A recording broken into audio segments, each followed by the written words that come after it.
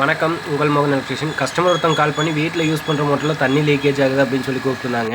நம்ம போய் செக் பண்ணி பார்க்கல, எம்டிஎல்லையும் லீக்கேஜ் இருக்குது, கீழே பிளாஞ்சிலையுமே லீக்கேஜ் இருக்குங்க. பட் மோட்டர் ரொம்பவே ரஸ்ட் கண்டிஷன், அந்த போல்ட்டை கழட்ட முடியல.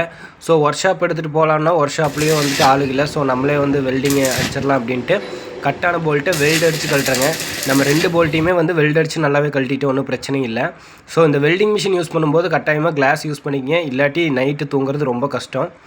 இந்த ஒர்க்கை பண்ணித்தரக்கு மொத்தமாகவே மெட்டீரியல் ப்ளஸ் லேபர் ரெண்டுமே சேர்த்து 400 தான் வாங்கியிருக்கோம். நமக்கு ஒர்க்கு கொஞ்சம் அந்த டைமில் கம்மியாக இருந்ததுனால நம்மளே வெல்டு அடிக்கிறேங்க. இல்லாட்டி நம்ம யூஸ்வலாக இந்த வெல்டெல்லாம் அடிக்க மாட்டோம், கடையில் கொடுத்து அடிப்போம். ஸோ அர்ஜென்ட்டே கஸ்டமரும் 2 நாளாக கால் பண்ணியிருந்தாங்க. ஸோ நம்ம போகாமல் இருந்தால் நல்லா இருக்காது அப்படின்ட்டு போயிட்டு ரெடி பண்ணி கொடுத்தாச்சு. இது மாதிரி வாட்டர் லீக்கேஜ் ஆகுது அப்படின்னா ஸ்டார்டிங் ஸ்டேஜ்லேயே அரெஸ்ட் பண்ணிடுங்க. அப்படிங்கிறப்போ ரொம்ப ரெஸ்ட் ஆகாது. இப்போ மோட்ரு நல்லாவே ரன் ஆகுது. 2 வருஷம் ஆனாலும் மோட்ரு சூப்பராகவே ரன் ஆகுது. புது மோட்ரு மாட்டியிருந்தால் 3000 ரூபா ஆயிருக்குங்க. நம்ம இதையே ரெடி பண்ணிட்டோம். தேங்க்யூ.